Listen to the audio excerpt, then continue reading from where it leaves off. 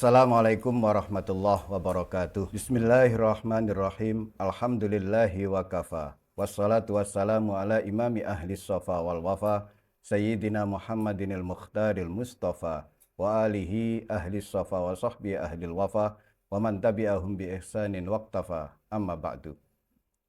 Saudara-saudaraku yang dirahmati oleh Allah subhanahu wa ta'ala.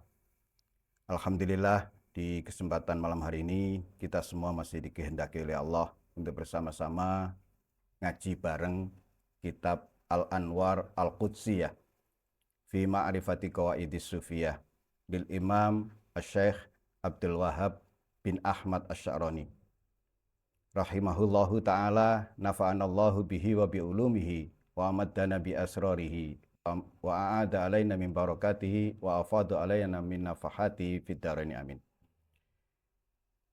Kita tawassul, kita sambungkan rohani kita ke guru kita. Kemudian kita tawassul ke muallif kitab Al-Anwar Al-Qudsiyah ini. Terus hingga guru sejati, yaitu junjungan kita Nabi Agung Muhammad SAW. Mudah-mudahan apa yang akan kita kaji bersama-sama ini nanti dijadikan ilmu nafi', ilmu yang mendatangkan manfaat, menolak madarat, serta menarik keberkahan-keberkahan hidup kita fid dini wad dunya wal akhirah. Ala hadhihi niyyah wa ala kulli niyatin shalihah. Al-Fatihah.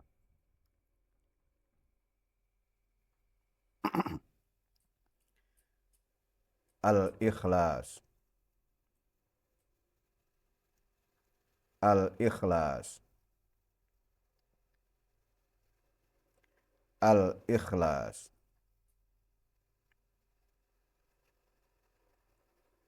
Allahumma salli wa sallim ala Ahmad amrik wa Muhammadin khalqik wa as'ada kaunik adada khalqik wa ridha nafsik wa zinata arsyik wa midada kalimatik. Nas'aluka Allahumma bih wa faqihna fi dinih wa ahina ala sunnatih wa amitna ala millatih wa ahsyurna fi zumratih. Bismillahirrahmanirrahim. Ya hadiyu ya alimu ya khabiru ya mubin. Ya hadiyu ya alimu ya khabiru ya mubin. Ya hadiyu ya alimu ya khabiru ya mubin. Ya hadiyu ya alimu ya khabiru ya mubin. Ya hadiyu ya alimu ya khabiru ya mubin. Ya alimu ya khabiru ya mubin. Ya hadiyu ya alimu ya khabiru ya mubin. Al-Fatihah. Bismillahirrahmanirrahim. Masih menjelaskan tentang muqaddimah akidah kaum sufi, halaman 13, baris ke-5 dari bawah. Sebelum kita lanjutkan, terlebih dahulu sedikit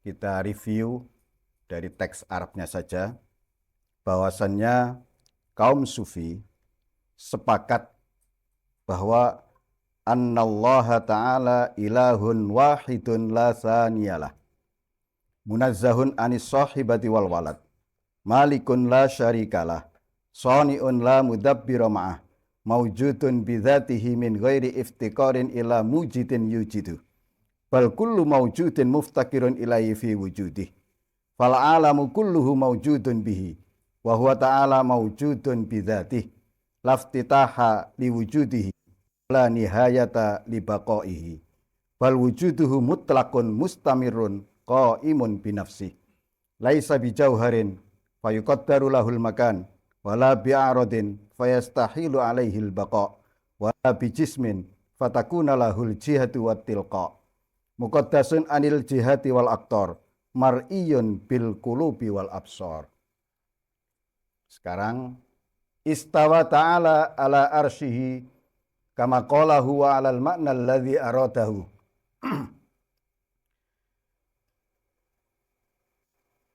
Dia Allah Subhanahu wa taala istawa di atas arsy-Nya sebagaimana Allah telah berfirman dan sesuai dengan makna yang dikehendakinya. Kata istawa tidak diterjemahkan. Secara umum terjemahannya adalah bersemayam. Ada banyak pengertian dari kata istawa. Yang kita tahu di dalam surat Toha ayat 5 Allah berfirman Ar-Rahmanu 'alal arsy istawa. Nah, ini Ar-Rahman istawa di atas arsy-Nya. Kalimat Ar-Rahmanu 'alal arsy istawa atau Allah istawa di atas arsy-Nya. Ini harus dipahami sesuai dengan firman Allah.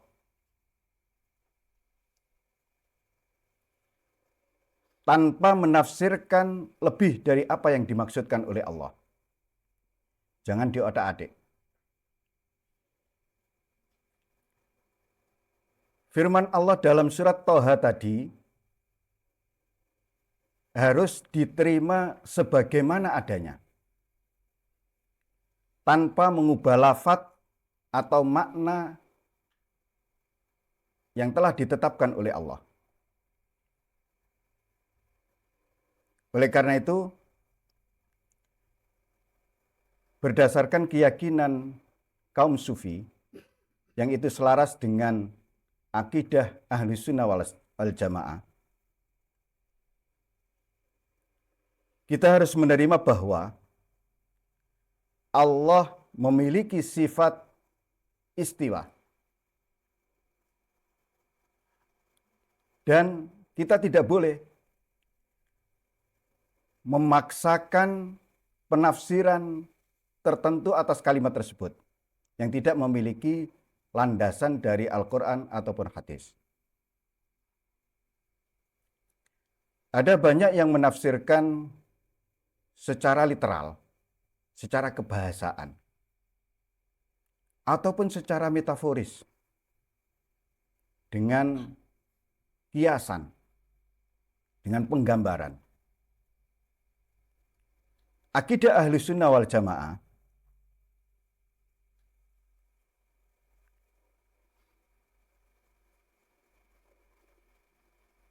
menerima sifat-sifat Allah tanpa menyerupakan atau tasbih, dan juga tanpa menafikan atau taktil. Tasbih itu menyerupakan sifat Allah dengan sifat makhluk. Seperti istawa. Ya. Kalimat istawa atau masdarnya istiwa. Ini diartikan Allah bersemayam atau Allah duduk.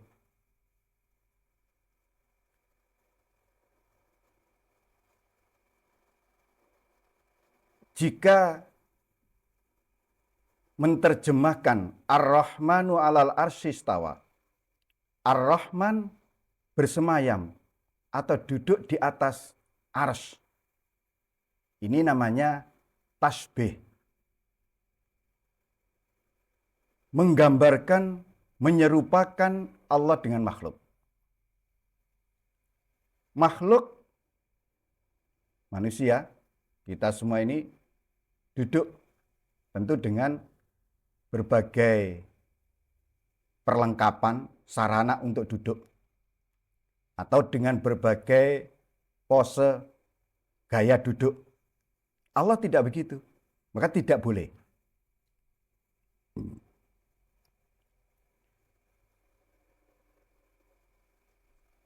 Karena Allah laisa kamitslihi syai'un. Allah tidak serupa dengan makhluknya. Kemudian taktil. Taktil itu menafikan sifat-sifat Allah. Loh, kalau tidak boleh diserupakan dengan makhluk, ini tasbih tadi, al tidak duduk, berarti terus tidak ada itu istiwa. Ini taktil, nggak boleh.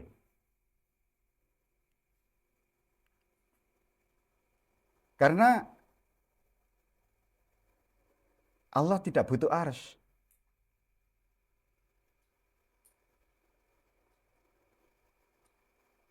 Jadi alasan orang taktil itu ya, menolak atau menghapus bahwa Allah beristiwa di atas arsy-Nya.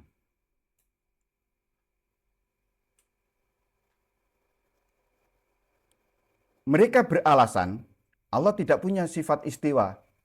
Ini taktil. Beralasan karena Allah tidak butuh arsy. Nah ini juga ditolak. Karena mengingkari sifat Allah yang telah ditetapkan oleh Allah untuk dirinya. Yaitu di surat Thaha tadi. Lantas kalimat istawa ta'ala ala arsyihi kama qalahu wa alal makna alladzi aradahu. Ini apa maksudnya? Kalimat tersebut memberikan isyarat agar manusia tunduk pada pemahaman makna yang diinginkan oleh Allah. Bukan memaksakan penafsiran berdasarkan ketatabahasaan, penafsiran literal, atau ditafsirkan dengan penafsiran alegoris, dengan simbol-simbol, tanpa ada dalil yang kuat. Oleh karena itu, kita dianjurkan untuk menerima ayat-ayat yang menjelaskan tentang sifat-sifat Allah dengan penuh ketundukan tanpa rasa ingin tahu yang berlebihan terhadap hakikat sifat tersebut. Terima saja. Ar-Rahmanu 'alal arsy istawa. Jangan terus lantas menuntut akal kita, pikiran kita untuk memahami sifat istiwa Allah.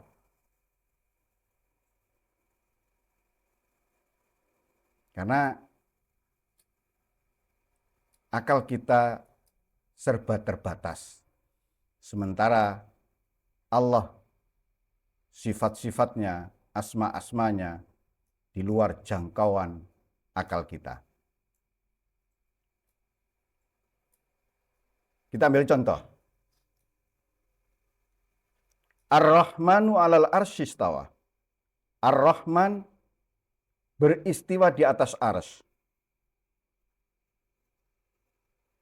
Kita tidak boleh kemudian bertanya, bagaimana istiwa Allah di atas arsy? Allah bila kaifin. Nah, pertanyaan bagaimana itu untuk makhluk yang menyangkut tata cara duduk. Jadi kalau makhluk ada bagaimana cara duduk, bagaimana pose duduk, dan lain sebagainya. Jangan bertanya, terus bagaimana istiwanya Allah di atas arsy?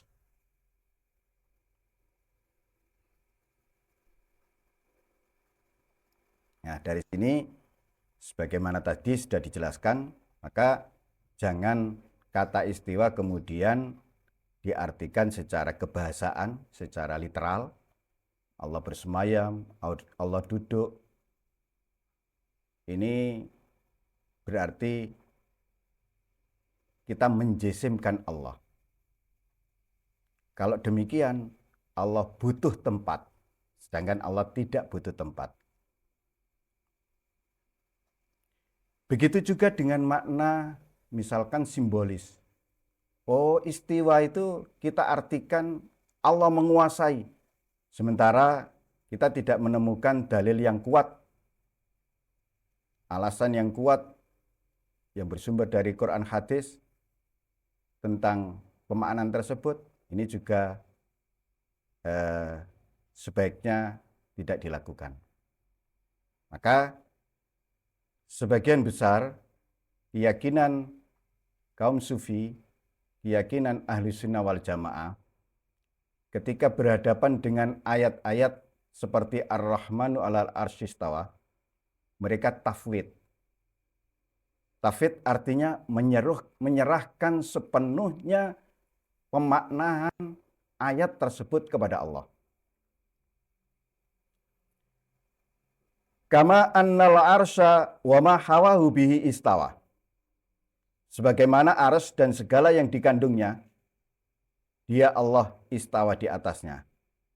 Ini kalimat menjelaskan, menjabarkan, mengelaborasi dari kalimat yang sebelumnya tadi.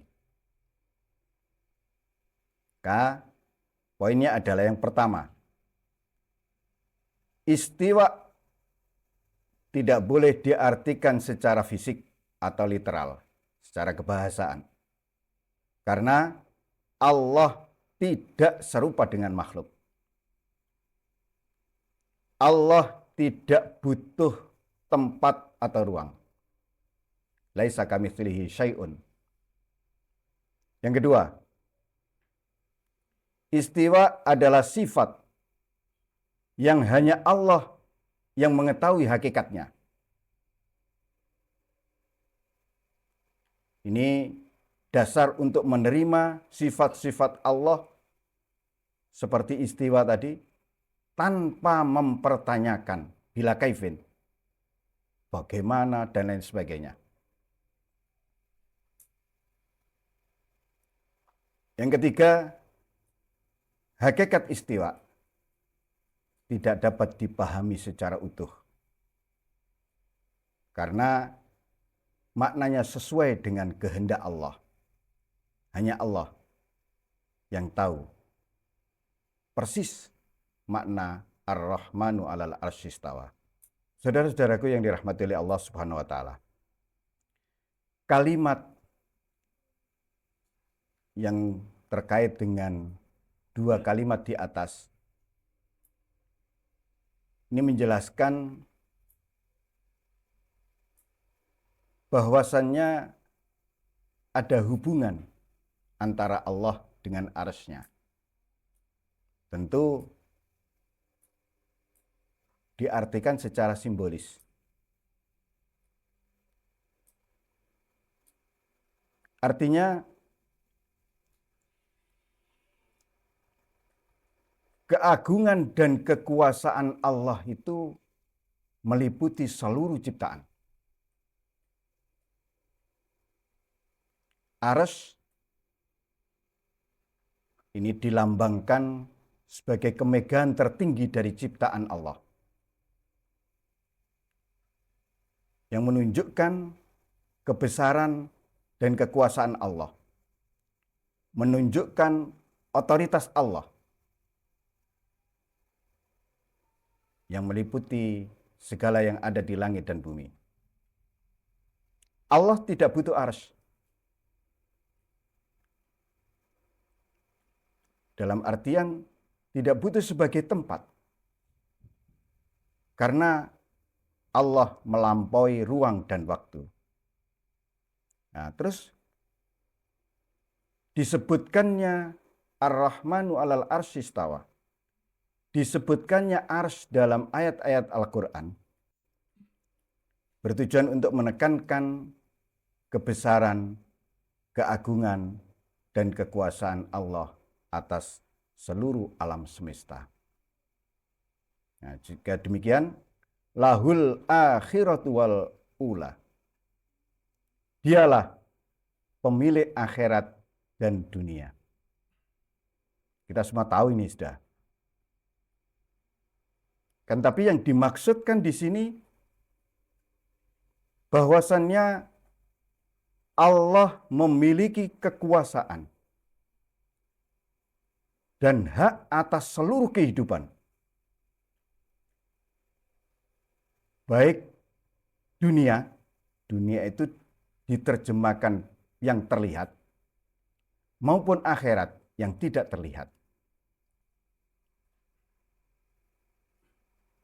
Milik Allah dunia dan akhirat. Artinya Allah berkuasa penuh. Allah memiliki hak mutlak terhadap seluruh aspek yang terlihat dan yang tidak terlihat.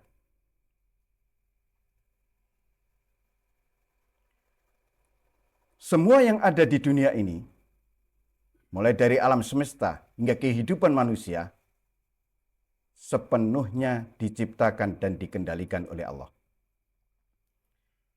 Ketika kita memahami bahwa milik Allah dunia dan akhirat, artinya segala apa yang ada di dunia ini semuanya berada dalam kendali Allah. Nah, kalau sudah begini, jika pemahaman ini sudah benar-benar kita hayati menjadi satu pemahaman tersendiri bagi kita, pasti kita tidak akan pernah bingung, tidak pernah sumpek, dan seterusnya. Karena apa? Semuanya milik Allah. Apa yang ada di dunia ini milik Allah.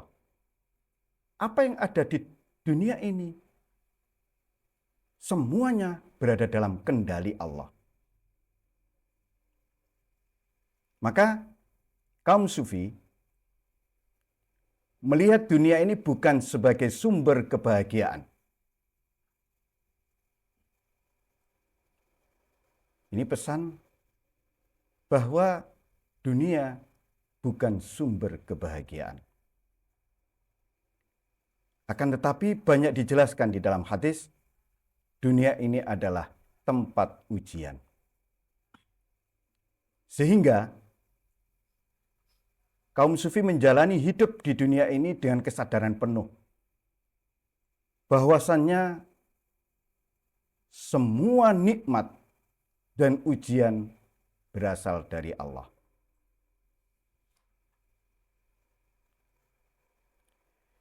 Keyakinan bahwa Allah adalah pemilik dunia dan akhirat ini mendorong orang yang berkeyakinan tentang kepemilikan Allah atas dunia dan akhirat untuk senantiasa bersyukur. Karena semuanya berada di dalam kendali Allah. Dia akan bersyukur tatkala mendapatkan nikmat. Jika kaum sufi ditanya, kapan ia tidak mendapatkan nikmat? Ia pasti tidak bisa menjawab. Karena ia tidak pernah sedetik pun tidak mendapatkan nikmat dari Allah. Dari sinilah kemudian makanya kaum sufi itu mereka orang-orang yang pandai bersyukur kepada Allah Subhanahu wa taala. Demikian pula saat ditimpa musibah. Saat ditimpa ujian dan cobaan, ia pasti bersabar. Karena ia tahu, karena dunia ini adalah darul balwa,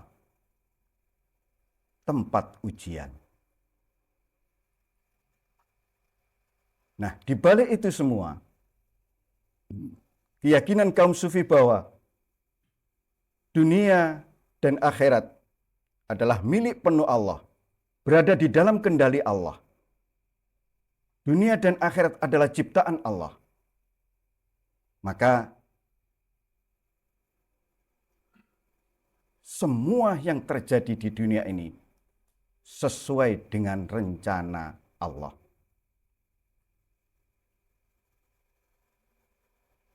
Jadi dari kalimat lahul akhiratu wal ula, ini saja jika pemahaman kita, penghayatan kita akan arti milik Allah, segala apa yang ada di langit dan di bumi. Milik Allah dunia dan akhirat. Kita akan terus meningkatkan rasa syukur kita kepada Allah. Karena semuanya berjalan sesuai dengan kudrat iradat Allah. Berjalan sesuai dengan kehendak Allah. Semuanya berjalan sesuai dengan yang telah direncanakan oleh Allah.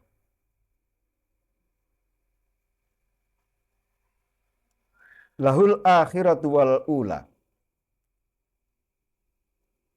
Bisa dipahami bahwa dunia adalah perjalanan sementara yang mengarahkan manusia kepada kehidupan sejati di akhirat.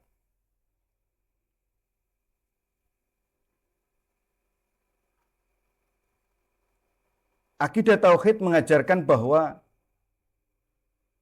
hanya Allah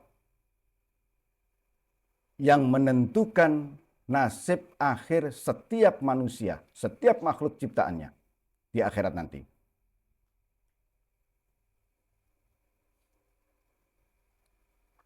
Ini perlu kita garis bawahi bahwa tidak ada seorang pun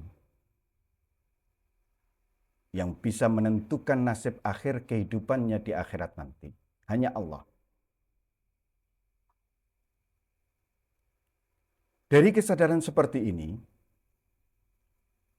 kaum sufi kemudian segala apa yang dilakukannya, segala apa yang diperbuatnya,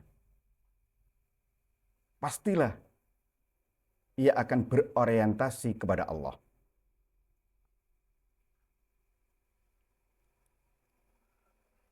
Saya ulangi lagi. Ketika seseorang memahami dengan benar dan baik bahwa dunia dan akhirat itu milik Allah. Dunia dan akhirat itu berada sepenuhnya dalam kendali Allah. Semuanya berjalan sesuai dengan rencana ilahi. Tak seorang pun bisa menentukan nasibnya di akhirat nanti. Maka, pastilah orang yang cerdas akan berupaya bagaimana nasibnya di akhirat nanti. Akhir dari kehidupannya ditentukan baik oleh Allah. Jika ingin begitu, ia pasti terus kemudian berorientasi. Segala apa yang dijalaninya di dalam kehidupan ini tidak ada orientasi, tujuan selain menuju tujuan hidup, yaitu Allah. Inilah kalimat sakral di ketarekatan yang harus terus-menerus kita ingat, kita ikrarkan di dalam hati kita. Ilahi anta maksudi waridhoka matlubi. Kaum sufi, maksud dan tujuan hidupnya, maksud dan tujuan apapun yang dilakukannya, tidak menuju selain Allah dan tidak mencari selain ridhonya. Nah, dari sini kaum sufi itu melihat antara dunia dan akhirat itu satu kesatuan yang tak terpisahkan. Dunia dan akhirat itu saling terhubung, saling melengkapi. Kita tahu dalam hadis Nabi bersabda, "Ad-dunya mazra'atul akhirah." Dunia itu sebagai ladang amal untuk akhirat.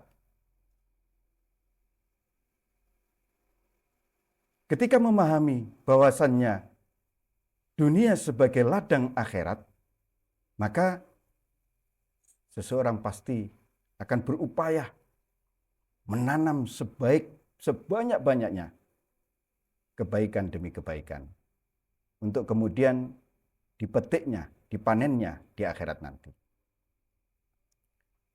Dunia dan akhirat adalah satu kesatuan dalam pandangan sufi.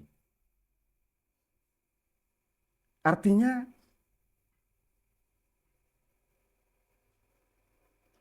ia akan berupaya bagaimana selama hidup di dunia ini senantiasa terhubung dengan Allah Subhanahu wa Ta'ala. Bagaimana agar ruhnya saat kembali, ini kembali dalam keadaan sebagaimana awal ruhnya dimasukkan ke jasadnya.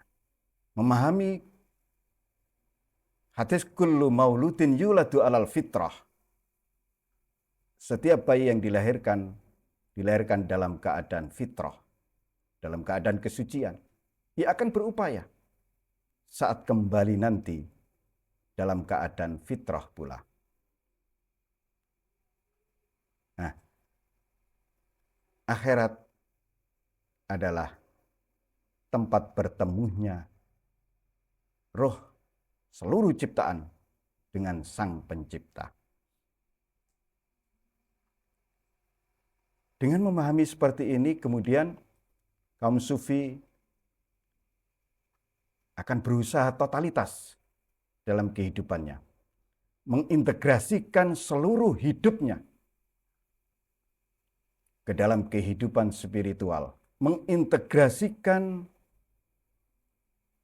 semua aktivitas yang dijalaninya bernilai ibadah.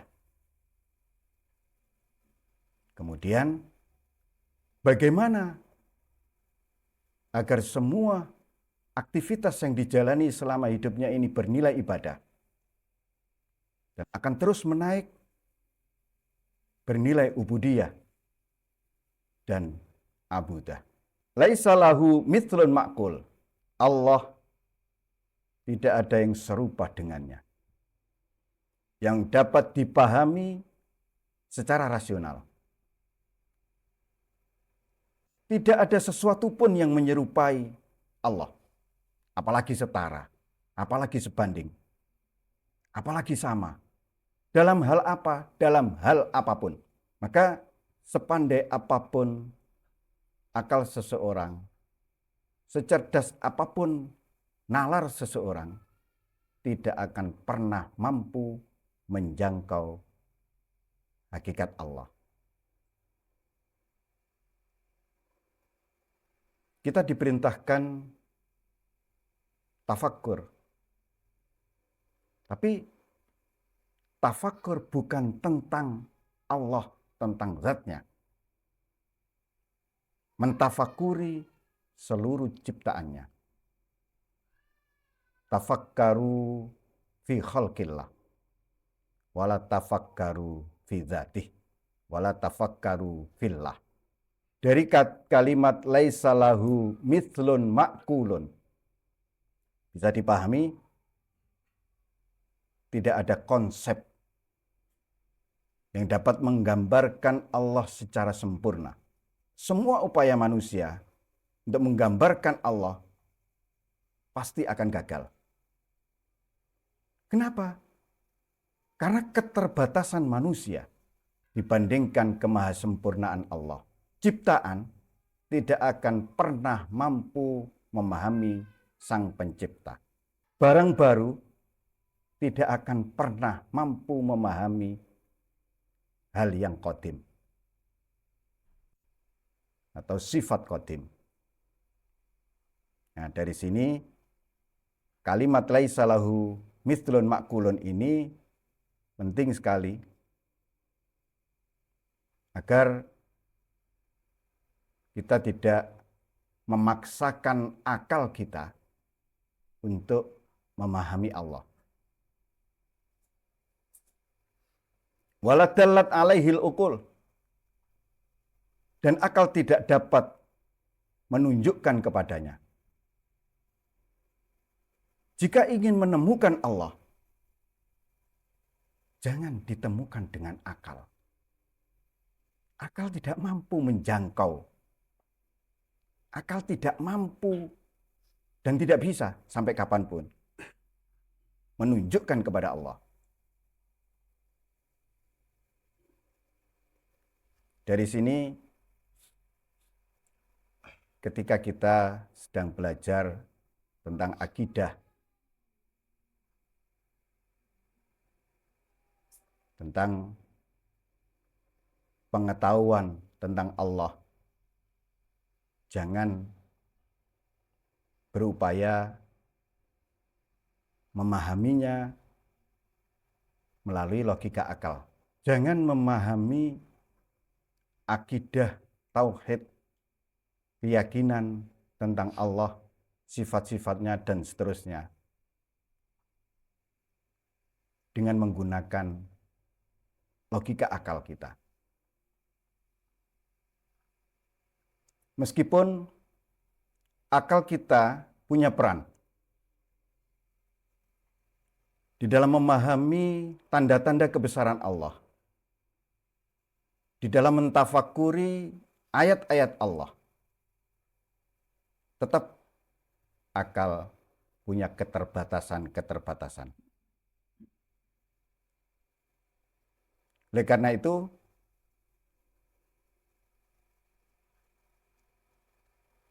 sampai kapanpun akal tidak akan pernah mampu menjangkau Allah, tidak akan pernah mampu menunjukkan kepada Allah. La yuhadduhu zamanun wa la yakillahu makanun.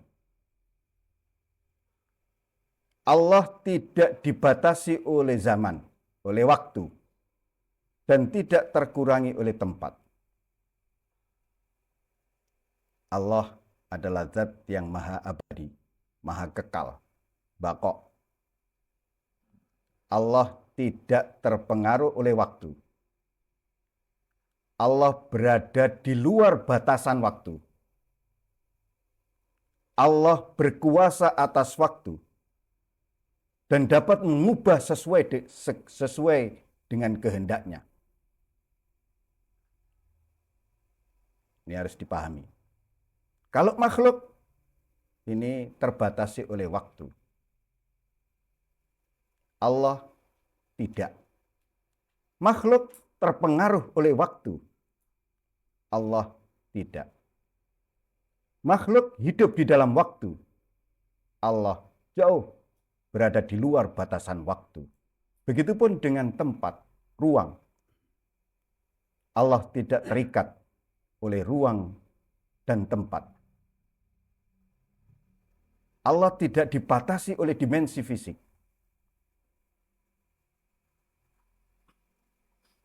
Oleh karena itu, keberadaan Allah, wujudnya Allah, wujud yang tidak terbatas.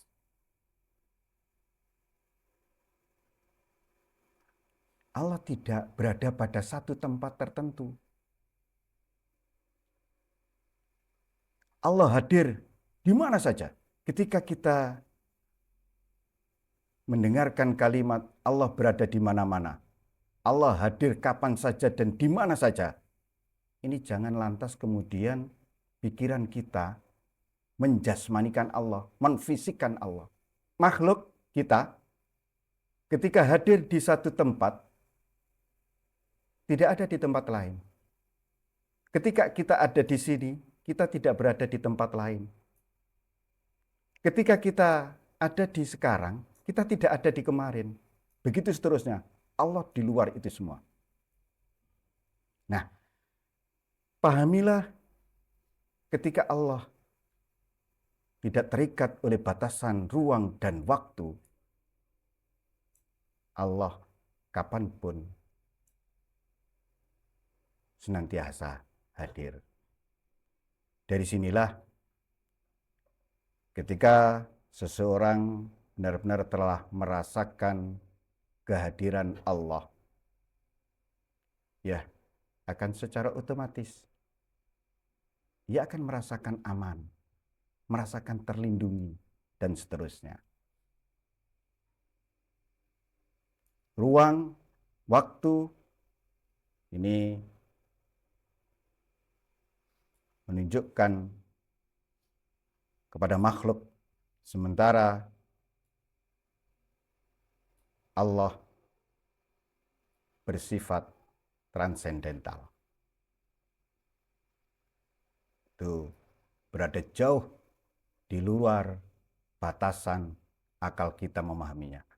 Berada jauh di luar batasan ruang, tempat, waktu, dan seterusnya. Dah, pokoknya pahamilah Allah itu transenden. Allah itu jauh di luar jangkauan kita memahami. Huwa al-an ala ma alaihikan. Ini prinsip yang harus dipegang. Dia Allah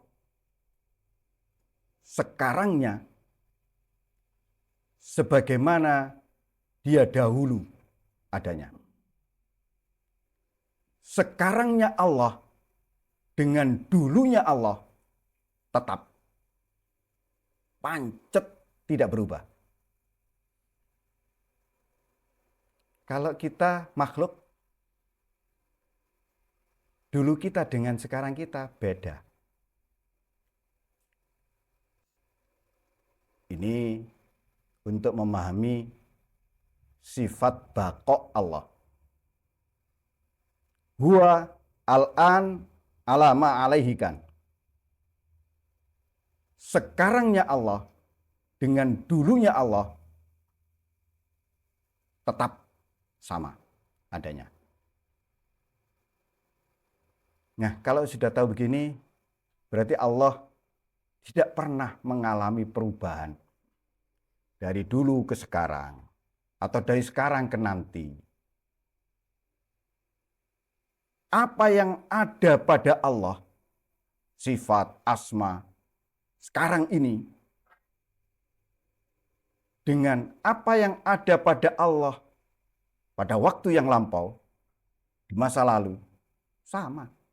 Tetap tidak berubah. Nah, kalau sudah tahu begini, Allah selalu dalam keadaan yang sama. Keberadaannya tetap tidak pernah berubah. Maha sempurna Allah dalam sifat, asma, dan perbuatannya. Kalau makhluk mengalami perubahan, makhluk mengalami penambahan atau pengurangan, sifat-sifatnya juga demikian. Sifat-sifat makhluk mengalami perubahan. Watak karakter makhluk mengalami perubahan. Ada penambahan, ada pengurangan. Allah tidak. Allah sekarangnya dan dulunya tetap pancet blejet. Itu bahasa yang sering digunakan oleh guru kita.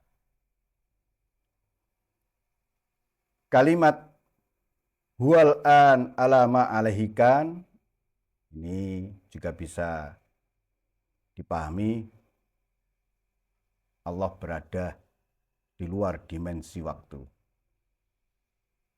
Sekarang, dulu, nanti, atau kapanpun, ini tidak berlaku bagi Allah. Maka jangan memahami Allah dengan pemahaman kemakhlukan. Pengalaman kita sebagai makhluk jangan digunakan untuk memahami Allah.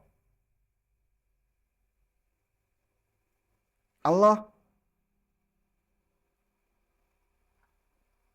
tidak terpengaruh oleh apapun. Kalau kita terpengaruh, dahulu kita, dengan sekarang kita, dengan nanti kita, ini berubah. Allah tidak mengalami perubahan. Khalaqal mutamakkina wal makan wa ansa'az zaman. Allah yang menciptakan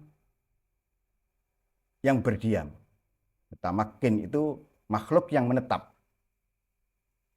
Allah yang menciptakan makhluk yang menetap. Dan Allah juga yang menciptakan tempat. Wa ansa'az zaman, serta Allah yang mengadakan waktu. Dulunya waktu itu tidak ada, kemudian diadakan oleh Allah, diciptakan oleh Allah.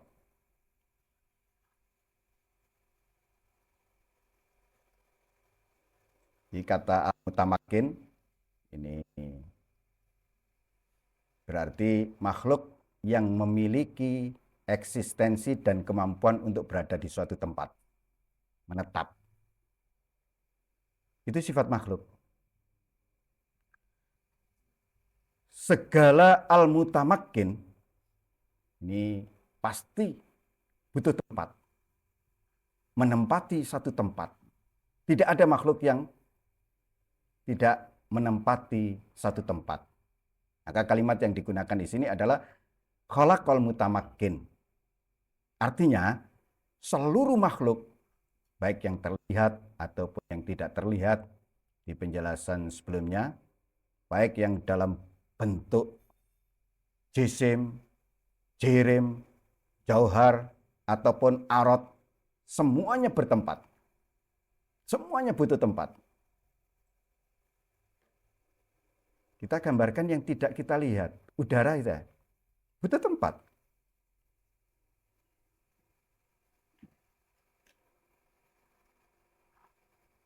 Nah, Allah yang menciptakan mutamakin untuk keberadaannya. Makhluk yang butuh tempat, makhluk yang menempati tempat diciptakan oleh Allah. Ini untuk eksistensinya, untuk wujudnya, untuk keberadaannya, ya butuh itu. Allah tidak butuh tempat. Kemudian Allah pula yang menciptakan tempat, menciptakan ruang. Sehingga mutamakin tadi bisa berinteraksi. Bayangkan, kalau tidak diciptakan tempat di dunia ini, makhluk tidak dibuatkan tempat, terus bagaimana dia berinteraksi?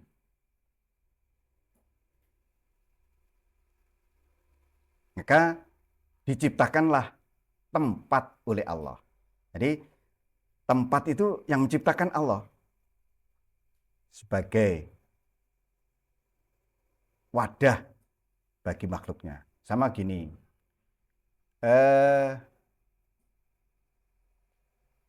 sampean menciptakan, ya nggak mungkin lah menciptakan. Sampean beli burung, ditempatkan di mana burung ini? Sehingga sampean kemudian menciptakan kurungan. Nah, Allah menciptakan burungnya, sekaligus Allah pula yang menciptakan kurungan nih. Yes, ini gambar nih. Itu khalaqal mutamakin wal makan. Adanya tempat kurungan bagi seekor burung menunjukkan keterbatasan makhluk. Ya, menunjukkan keterbatasannya burung itu. Ya sudah di tempat itu.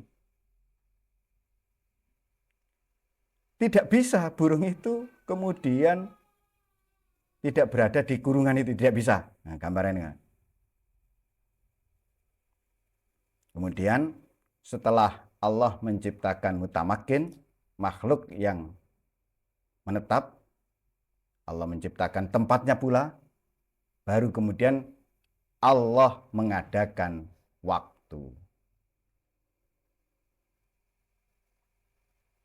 Nah, dari kata ansa'ah yang bisa berarti mengadakan, menciptakan, atau menghasilkan, ini menunjukkan bahwa Allah tidak hanya menciptakan. Wa ansa'al zaman ini juga berarti Allah sekaligus mengatur dan mengembangkan ciptaan tersebut.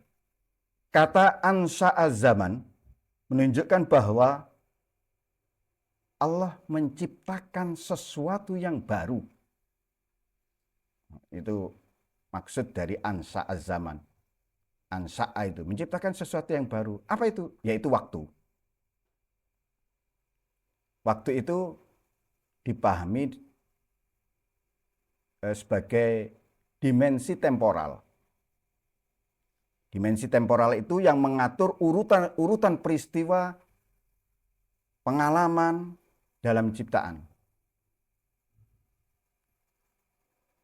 Manusia hidup dalam waktu di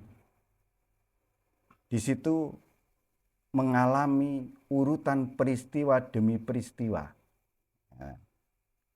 Pengalaman demi pengalaman. Nah, itu makhluk. Jadi maka Allah menciptakan waktu itu untuk kemudian ya mengatur makhluk. Coba seandainya tidak ada waktu, kita bisa bayangkan. Seandainya waktu tidak diciptakan oleh Allah, bagaimana kita mengatur urutan peristiwa demi peristiwa? Akhirnya kemudian berkembang, ya dibuatlah kalender dan seterusnya. Nah, maka diciptakannya waktu oleh Allah ini menunjukkan keterbatasan makhluk. Waktu yang membatasi makhluk itu waktu. Ada masanya, ada waktunya, ada zamannya. Semua makhluk, seluruh ciptaan itu berada dalam dimensi waktu. Manusia ada masa lahir, kemudian tumbuh, berkembang, yang pada akhirnya mati. Itu makhluk. Nah, sementara kalau memahami Allah, Allah yang menciptakan itu semua, Allah berada di luar waktu. Allah melampaui waktu dan tidak berubah oleh aliran waktu. Ya, dulunya, sekarangnya, sampai kapanpun tetap itu. Waqala, Allah berfirman, Ana al-wahid al-hayyu alladzi la ya'uduhu hifdzul makhlukat. Aku adalah yang Maha Esa, yang Maha Hidup, yang tidak merasa berat untuk menjaga seluruh makhluk. Ini kalimat singkat menunjukkan keesaan Allah. Allah itu Al-Wahid, satu-satunya Tuhan yang tidak memiliki tandingan, yang tidak ada duanya, yang tidak ada satupun makhluk yang menyerupainya, yang setara dengannya, dan seterusnya. Nah, dari seluruh kalimat di atas, kemudian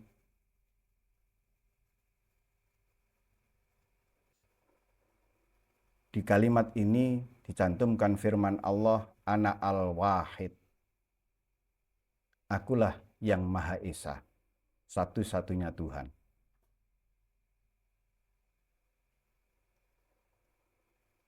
Akulah yang Maha Esa, sumber dari segala sesuatu. Akulah yang Maha Esa, yang menciptakan seluruh semesta lain, dan seterusnya di atas tadi itu.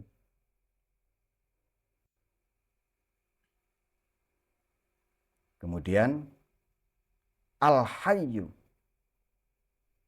yang Maha Hidup tak pernah mati.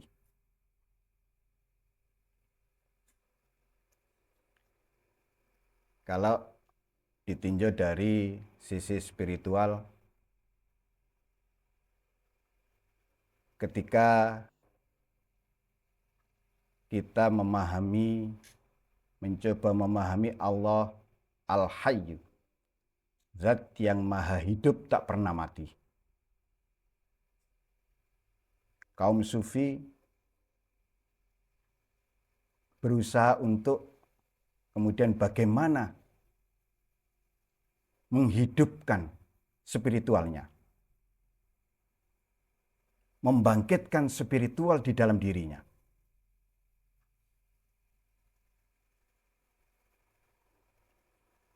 Melakukan transformasi, melakukan proses bagaimana mentransformasi batiniahnya. Bagaimana batiniahnya yang mati menjadi hidup. Hatinya yang mati menjadi hidup. Jiwanya yang mati menjadi hidup. Nah, ketika proses transformasi spiritual, kebangkitan spiritual tersebut kemudian terjadi pada seorang sufi, jadilah ia hidup dalam kehidupan Allah yang Maha Al-Hayyu, yang Maha Hidup tak pernah mati. Jadi jika memahami ini, pemahaman kaum sufi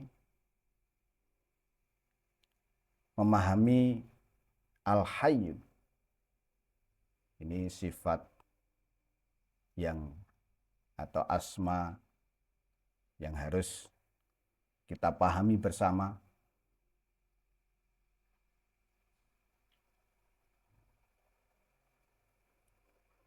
Sebagaimana kalau dari urutan zikir yang diajarkan oleh guru kita, setelah proses memahami Allah, kemudian menaik memahami la ilaha illa huwa, la ilaha illallah. Itu yang kedua. Yang pertama Allah, kemudian la ilaha illallah. Yang ketiga huwa. Ini proses perjalanan spiritual, proses mentransformasi kebangkitan spiritual pada seorang murid. Kemudian tahap keempat al-haq, tahap kelima al-hayy, tahap keenam al-qayyum. Ketika perjalanan sudah sampai al-hayy, memahami dengan benar dan baik sifat asma Allah al-hayy, seorang sufi akan hidup dalam kehidupan Allah yang Maha Hidup tak pernah mati. Jadi itu proses perjalanan menuju kesadaran yang tinggi.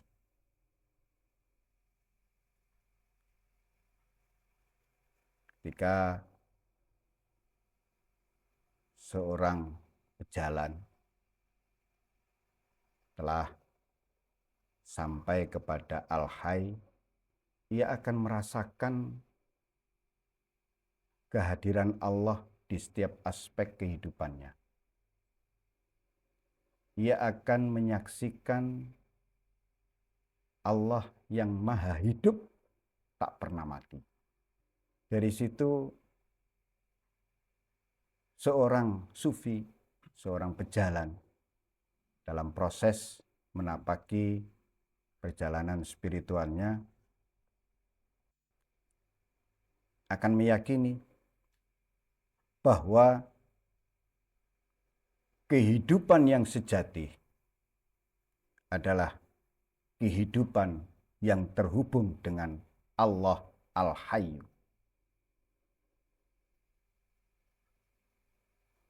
Sehingga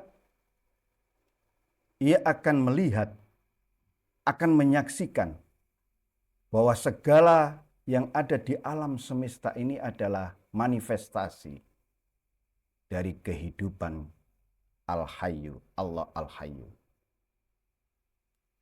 Tajallinya Allah Al-Hayyu. Sifat terakhir yang dijelaskan dalam kalimat di atas adalah Allah Maha Memelihara. Tidak pernah Allah merasa berat untuk menjaga, memelihara seluruh makhluknya.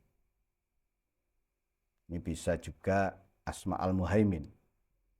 Jika kita memahami la ya'uduhu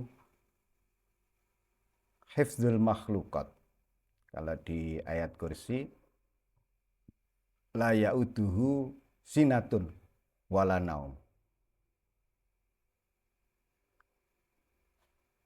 Di sini nanti ada juga di dalam menjaga makhluk ciptaannya, Allah tidak pernah merasa terbebani. Ya memang tidak ada yang membebani Allah. Allah jaga, Allah pelihara seluruh makhluk ciptaannya, seluruh aspek kehidupannya, baik yang terlihat maupun yang tidak terlihat. Jadi jika kita memahami la ya'uduhu hifdzul makhlukat, benar-benar kemudian keyakinan bahwa kita ini dijaga oleh Allah. Dan Allah tidak pernah merasa terbebani, merasa berat menjaga kita. Apa yang terlihat, apa yang tidak terlihat oleh kita, semuanya berada dalam penjagaan Allah. Sehingga tidak hanya bersifat fisik, ya. Jadi penjagaan Allah itu mencakup seluruh aspek, non-fisik, spiritual, emosional, dan seluruhnya. Yes.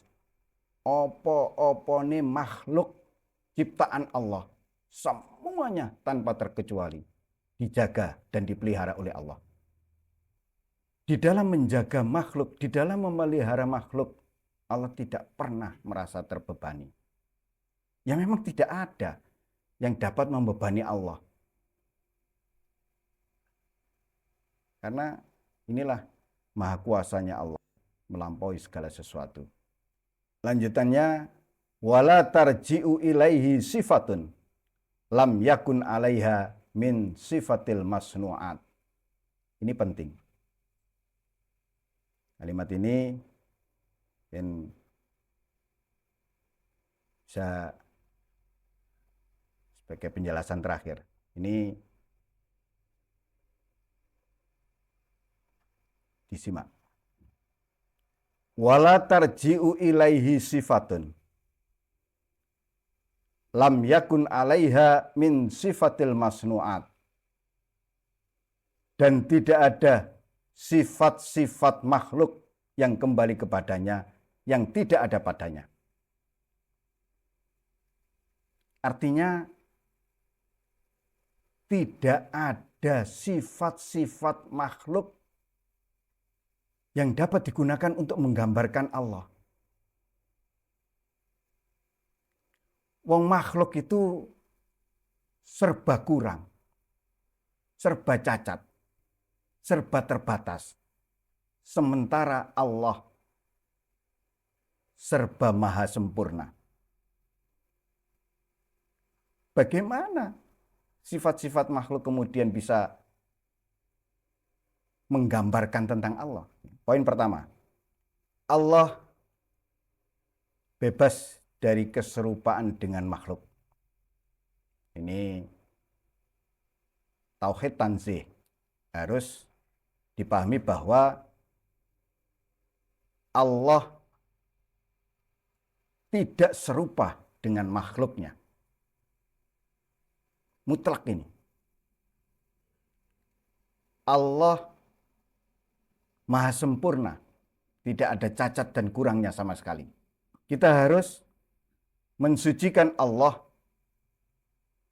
dari segala atribut, dari segala sifat yang mengarah pada keserupaan dengan makhluk. Allah itu begini, weh. Kalau itu mengarah pada keserupaan makhluk, ini kita sucikan Allah, maha suci Allah. Gak ngono Gusti Allah itu. Karena Allah adalah zat yang absolut, mutlak. Makhluk nisbi. Allah maha sempurna dan maha suci. Allah tidak memiliki sifat-sifat kurang, sifat lemah, sifat serba terbatas, sifat ketergantungan. Ya, berbeda dengan makhluk. Ini untuk memahami wala tarji'u ilaihi sifatun lam yakun alaiha min sifatil masnu'at. Jangan menggambarkan Allah menggunakan sifat-sifat makhluk. Karena tidak ada satupun sifat-sifat makhluk yang bisa menggambarkan Allah. Maha suci Allah. Dari semua itu, Allah maha sempurna.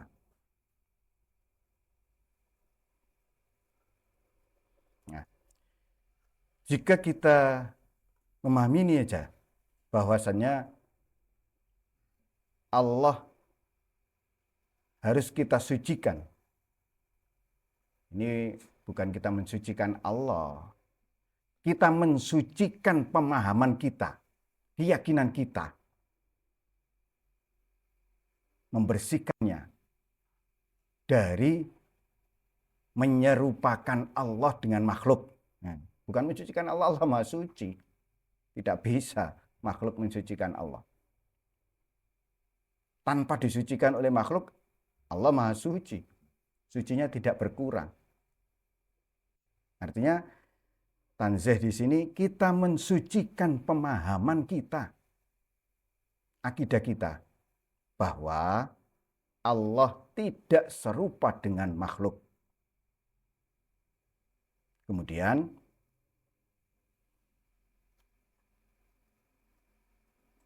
Allah itu maha sempurna. Setelah pemahaman kita bahwa penggambaran, pengkiasan, daya khayal, daya imajinasi kita sehebat apapun, Allah tidak begitu. Maka tidak boleh. Laisa kamitslihi syai'un. Ini harus dipegang. Tidak ada sesuatu pun yang serupa dengan Allah. Kemudian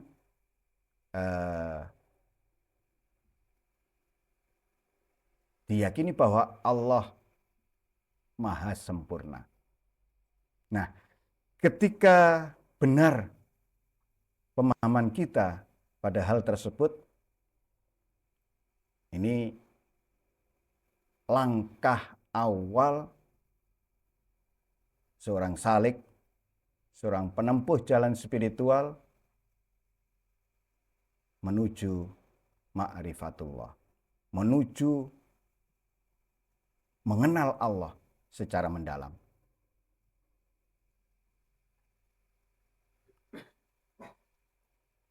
Nah, dipahami Allah tidak serupa dengan makhluk itu, makhluk penuh keterbatasan, penuh ketergantungan. Makhluk itu fana, Allah tidak. Makhluk tergantung pada sesuatu di luar dirinya, Allah tidak. makhluk terikat oleh ruang dan waktu. Allah tidak. Dan seterusnya, dan seterusnya. Maka sifat makhluk tidak bisa digunakan untuk menggambarkan Allah.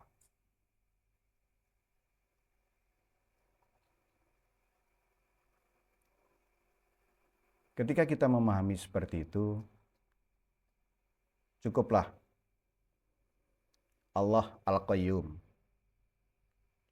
Jadi kalau tadi penampakan setelah Al-Hayyu, Al-Qayyum.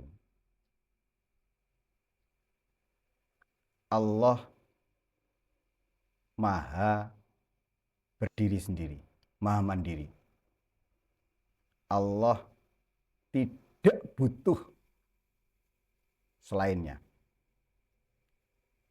Allah tidak butuh sesuatu di luar dirinya. Jadi kalau sudah Al-Qayyum, ya tidak butuh. Allah Al-Ghani, maha tidak butuh.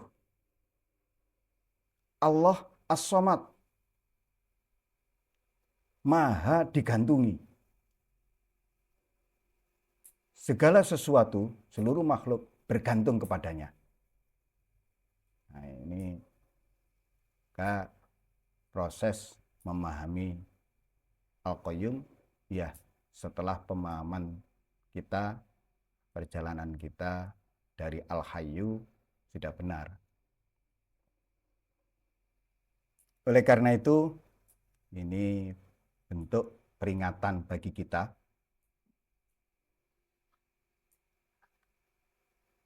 jangan pernah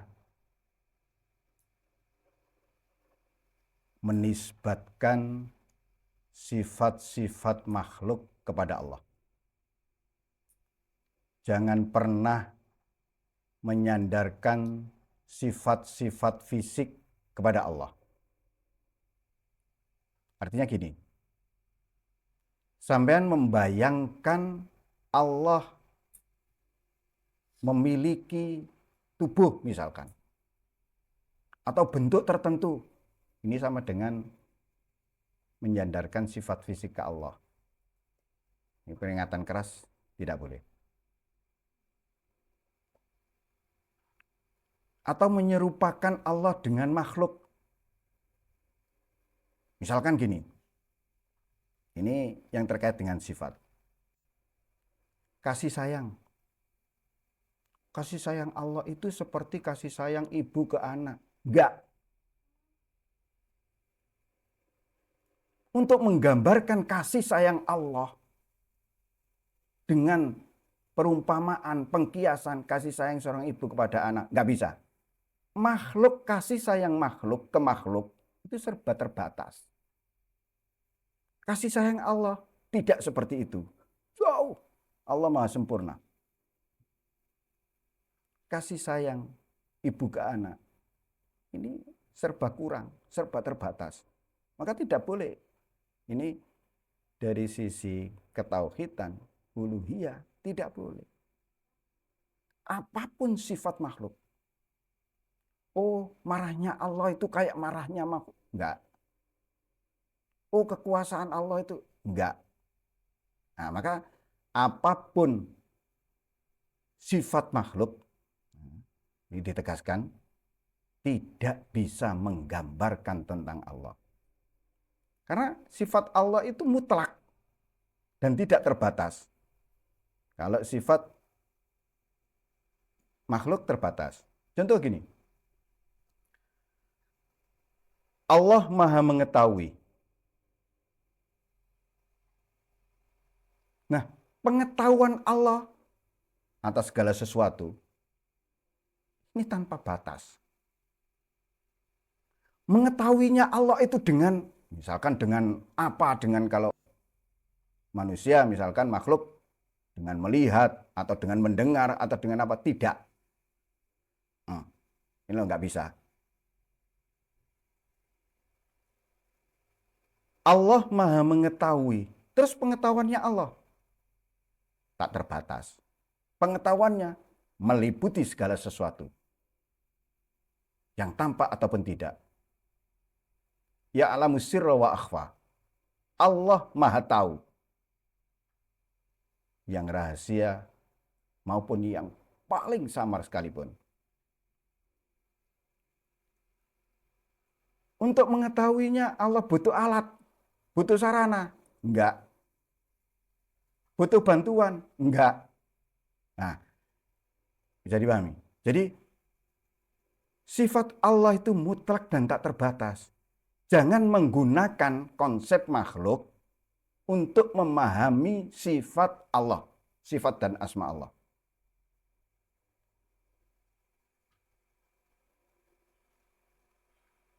Ini jangan pernah.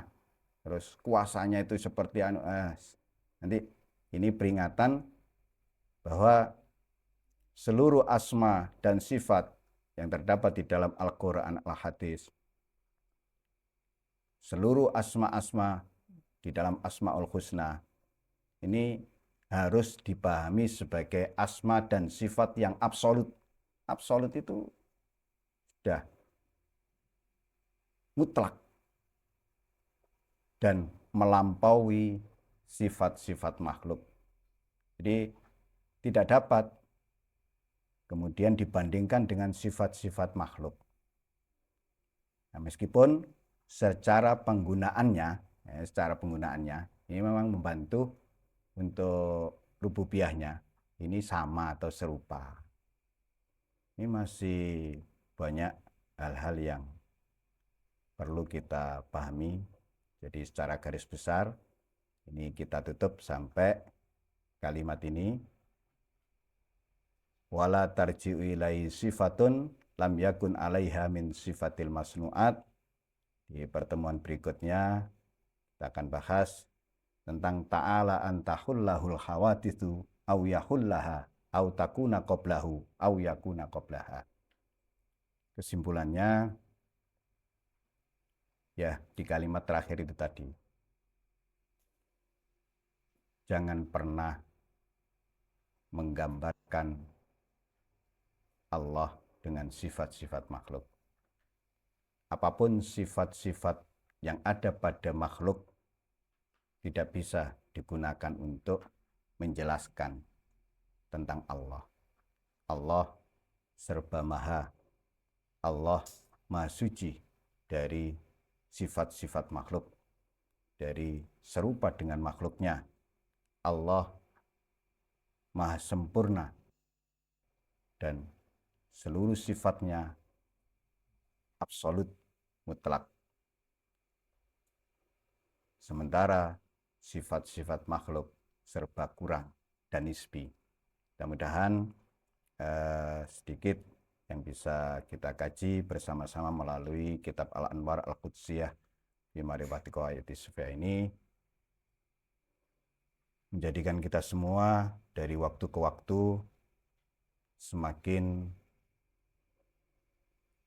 memahami, semakin mengenal Allah melalui afal, asma, dan sifatnya. Karena tuntutan kepada setiap muslim, hal pertama yang harus dipelajari adalah mengenal dengan benar dan baik siapa Allah, siapa Rasulullah. Karena jika tidak demikian, ini berarti kita belum menjadi muslim dan mukmin dalam arti yang sebenarnya. Awaluddin ma'rifatullah. Hal pertama yang harus dipelajari oleh setiap muslim adalah bagaimana mengenal Allah dengan benar dan baik, mengenal Rasulullah dengan benar dan baik.